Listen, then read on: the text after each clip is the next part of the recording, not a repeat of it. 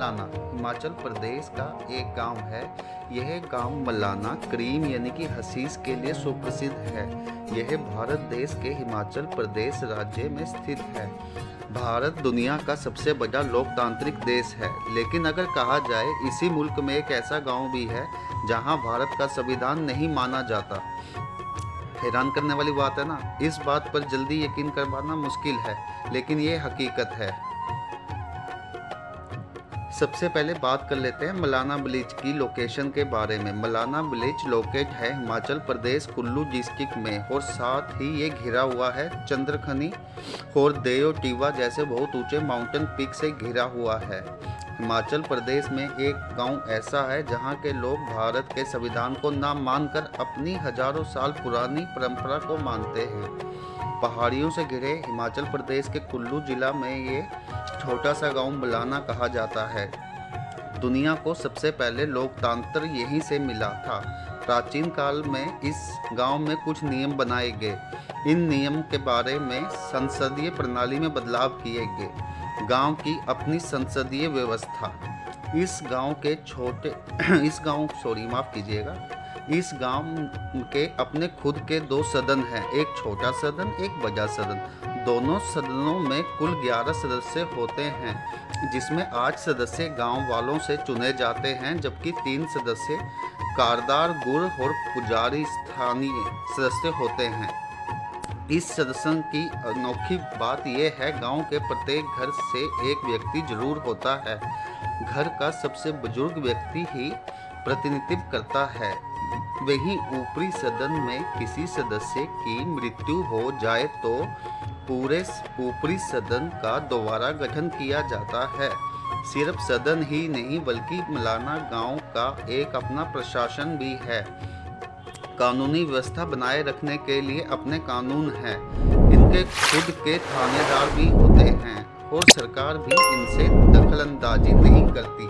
अब बारी आती है सदन में सुनवाई की। सदन में हर तरह के मामले को निपटाया जाता है। यह फैसला देव नीति से भवन के यूपर में ऐतिहासिक चौपाल लगाई जाती है। ऊपरी सदन के 11 सदस्य ऊपर बैठते हैं और निचली सदन के नीचे बैठे होते हैं। यूं तो हर तरह के फैसलों का यहीं पर निपटारा हो जाता है, लेकिन अगर कोई मामला फंस जाए जिसको समझ पाना मुश्किल हो रहा हो तो ऐसे में ये मामला सबसे अंतिम पड़ाव पे भेज दिया जाता है। अंतिम फैसला होता है जमालू देवता का।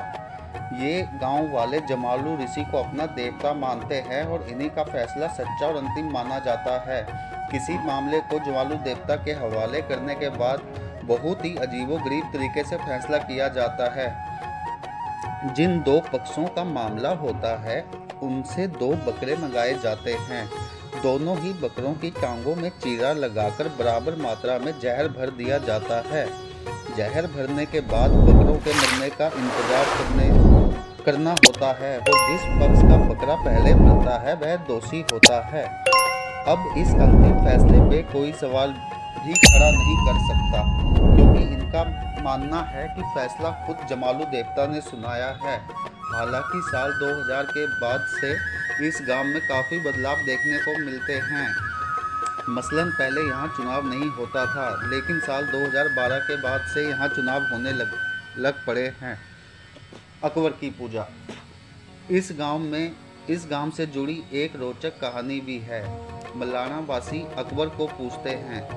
यहाँ साल में एक बार होने वाले फगली उत्सव में ये लोग अकबर की पूजा करते हैं।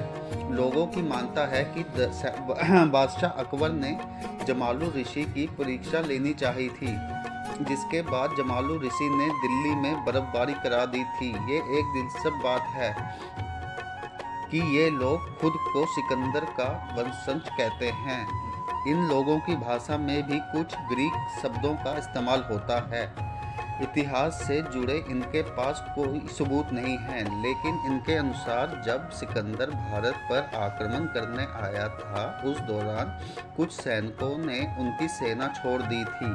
इन्हीं सैनिकों ने मलाना गांव बसाया। यहाँ तक कि यहाँ के लोगों का हाव भाव नए नक्श भी भारतीयों जैसे नहीं है।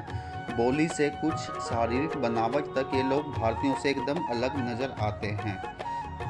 इस गांव में इनके अलावा भी कई रहस्य हैं जो इस गांव को की ओर लोगों का ध्यान खींचते हैं। रहस्यों से भरे इस गांव में भारी लोगों के कुछ भी छूने पे पाबंदी है।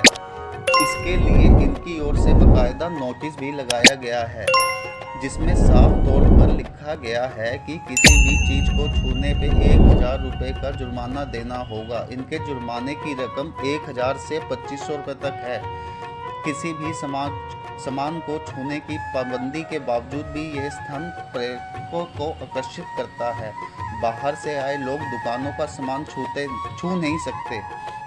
पर्यटकों को अगर कुछ खाने का सामान चाहिए तो वह पैसे दुकान के बाहर रख देते हैं और दुकानदार भी सामान जमीन पर रख देता है। इस नियम का पालन करने के लिए यहाँ लोग इस पर कड़ी नज़र रखते हैं। पर्यटकों के लिए इस गांव में रुकने की भी कोई सुविधा नहीं है। पर्यटकों गांव के बाहर अपना टेंट लगाकर रात गुजारते हैं। अब सबसे चौंकाने वाली बात, नशे के व्यवहार में अव्वल। रहस्यों से भरे इस गांव का एक सच यह है कि यह नशे का व्यापार भी खूब फलता फूलता है।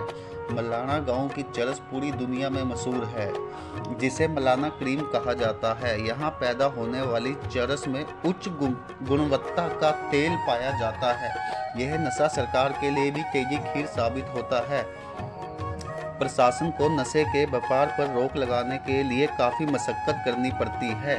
कई अभियान चलाए जाते हैं, लेकिन फिर भी यहाँ से भारी मात्रा में चरस और अफीम की तस्करी होती है। लेकिन अगर नशे को छोड़ दिया जाए तो हिमाचल के पहाड़ों में बसे इस गांव ने कई रहस्य इतिहास की गर्त में छुपा रखे हैं। भारतीय संविधान के अनुसार चरस की तस्करी करना कानूनन अपराध है। दोस्तों, अगर आपको हमारा ये वीडियो पसंद आ रहा है और इसी तरह के आप हिमाचल के कुछ और वीडियो देखना चाहते हैं तो कृपया करके हमारे और अपने खुद के चैनल चौहान ब्रदर ब्लॉग्स को जाके लाइक, सब्सक्राइब और शेयर करें, जिससे कि हम आगे भी आपको इसी प्रकार के ऐतिहासिक वीडियोस दिखाते रहें। दोस्तों, आप भी यहाँ आएँ। हिमाचल प्रदेश एक बहुत अच्छी जगह है। यहाँ आके मलाना विलेज को विजिट करें। बस एक बात का याद रखें, किसी चीज़ को आपको छूना नहीं है। धन्यवाद। आपके इंसल्ट्स के लिए हिमाचल प्रदेश के मलाना गांव का वीडियो देखने का समय धन्यवाद।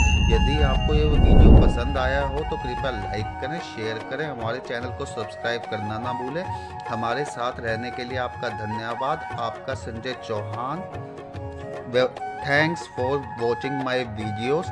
और चौहान ब्रदर ब्लॉग्स को सब्सक्राइब करना बिल्कुल भी ना भूलें। जय भोलेनाथ, जय देवभूमि हिमाचल। धन्यवाद।